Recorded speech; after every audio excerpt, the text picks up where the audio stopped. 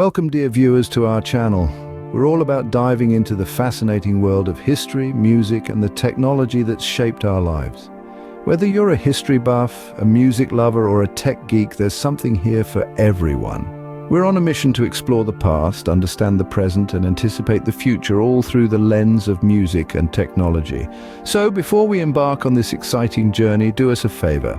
Hit that like button if you enjoy our content, and don't forget to subscribe.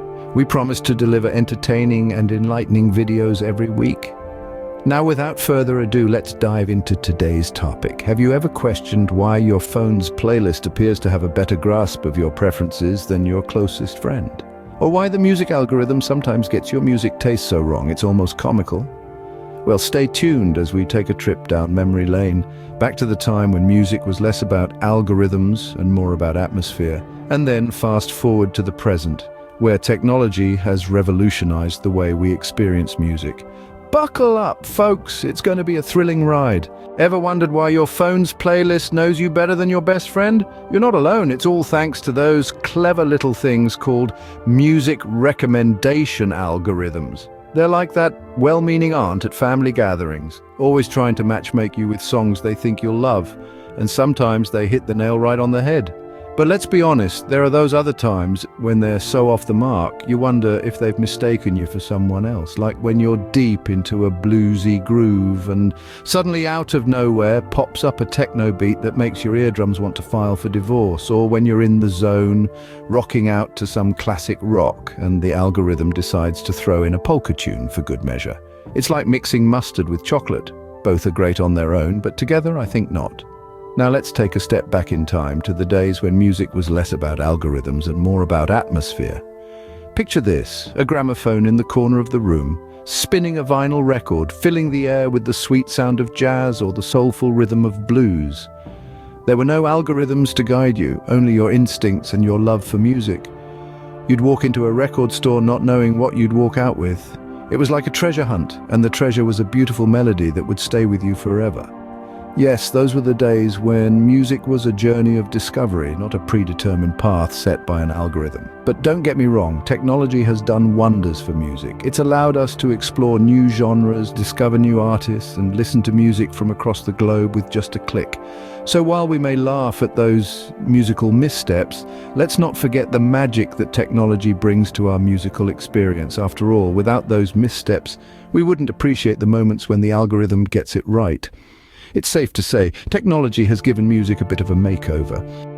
Remember when changing a song meant physically swapping a record, not just swiping on a screen? Ah, those were the days, weren't they? The evolution of music mediums has been nothing short of revolutionary, transforming the way we consume and interact with music. Let's take a trip down memory lane, shall we? Picture this. It's the 60s and vinyl records are all the rage. You've got a stack of them, each one a gateway to a different sound universe. There was a certain charm to the crackle and pop of a vinyl record spinning on the turntable, a tangible connection between you and the music. As we moved into the 70s and 80s, cassette tapes burst onto the scene. Compact, portable, and oh so fashionable with their shiny black tape and tiny spools. But remember the struggle of rewinding them? Or the countless hours spent spinning a pencil to wind up a stubborn tape, praying that it wouldn't snap. Quite the arm workout, wasn't it? Then came the 90s, and with it the era of CDs, gleaming discs of digital audio, promising superior sound quality and durability. No more winding tapes, no more worn-out vinyl. Just the pure, crisp sound of music at your fingertips. But as we stepped into the new millennium, the physicality of music started to fade. Digital music files began to replace CDs, storing thousands of songs in a device smaller than a cassette tape. The iPod, anyone? And now we're living in the age of streaming platforms. Today we have access to millions of songs, albums, and playlists at the mere touch of a screen. All the music in the world, available anytime, anywhere. The journey from vinyl to virtual has been quite the ride, hasn't it? Each step forward in technology has brought us closer to the music, making it more accessible, more personal, and yet there's something nostalgic about the physicality of the past. The tactile connection to the music, and you thought buffering was a problem. Well, my friends, let's raise a glass to the struggles of the past and the conveniences of the present. Here's to the ever-evolving world of music, Ever tried explaining to your grandparents how to use Spotify? Now there's a scenario that could serve as a comedy sketch. The generational gap in understanding and using music technology is as wide as the Grand Canyon, and often just as breathtaking to behold. Imagine, if you will, our protagonist for today's tale, a sprightly octogenarian named Doris. Doris is a woman of the world, a lover of the classics. Her vinyl records are her prized possessions, and she can tell you stories about the first time she heard every single one of them. But now Doris has decided it's time to step into the 21st century and explore the world of digital music. So Doris's well-meaning grandson, armed with the patience of a saint and a freshly brewed pot of tea, embarks on the Herculean task of introducing her to the wonders of Spotify.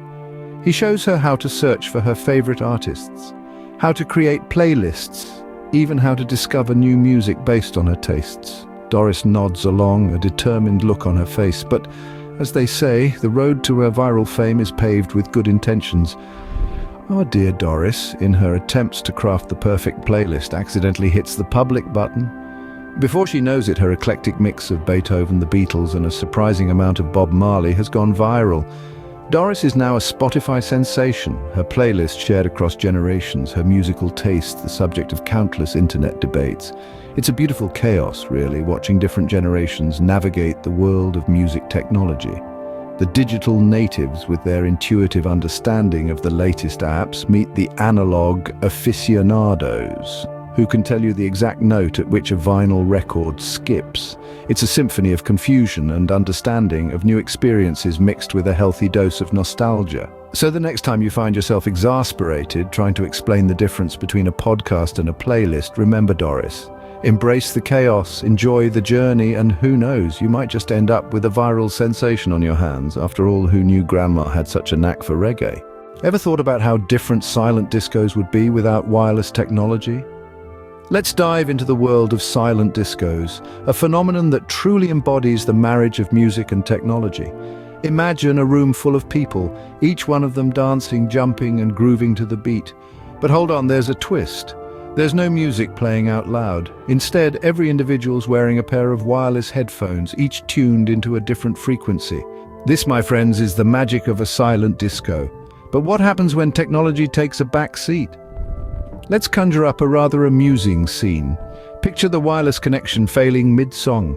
Suddenly, the synchronized sea of dancers becomes a riotous array of individuals, each one of them dancing to the rhythm of their own music. A bit like a disjointed flash mob, isn't it? Imagine the techno enthusiast next to the classical music aficionado, both completely unaware of the other's musical preference. One moment they're in sync, the next they're dancing to their own unique rhythm. It's not the coordinated dance floor you'd expect, but it certainly has its own charm. And then there's the DJ, who's usually the puppet master controlling the rhythm of the night. But in this scenario, he's rendered helpless, left to watch the chaos unfold. Yet even in this pandemonium, the DJ's role doesn't diminish, it merely changes. Now he's more of a curator, providing a range of musical options for the crowd. This amusing scenario underscores the importance of technology in shaping our musical experiences. It has not only changed the way we listen to music, but also how we interact with it. The silent disco, with its wireless headphones and multiple channels, takes personalization to a whole new level. So next time you find yourself at a silent disco, take a moment to appreciate the technology that makes it possible. And remember, should the technology fail, you'll be left to dance to the beat of your own drum. Talk about dancing to the beat of your own drum. Ever wondered how your favorite pop star sounds so good on record, but so different live? Well, let's pull back the curtain on the wizardry of music technology, shall we?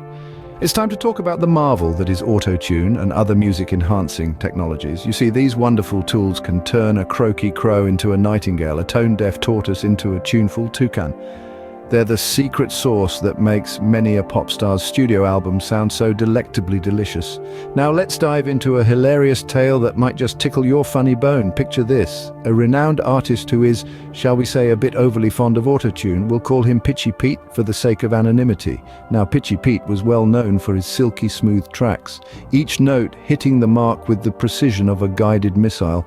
But then came the day of a much anticipated live performance. As the stage lights blazed and the crowd roared, Pitchy Pete stepped up to the microphone, confidence oozing from every pore. But alas, the technology that had been his steadfast ally in the recording studio was now his greatest nemesis on stage. His voice wavered, it wobbled, it went on a merry roller coaster ride of its own, leaving the audience in a state of bewildered amusement. Poor Pitchy Pete had been exposed, his reliance on auto-tune laid bare for all to see. But let's not be too harsh on Pitchy Pete. You see, in this day and age, technology is an integral part of music creation. It's a tool that helps artists to enhance their sound, to experiment with new styles, and to create the perfect auditory experience for their listeners. And sometimes it's also a safety net for those less gifted in the vocal department. So the next time you find yourself wondering why your favorite artist sounds so good on their albums, but a tad off-key live, remember our friend Pitchy Pete. After all, auto-tune is a great equalizer in the music industry. Well, we can't all be Beyoncé, can we? This is Off the World. Don't forget to subscribe for our weekly trip with the world. And add a thumbs up to the video to help the channel. See you next time, my friends.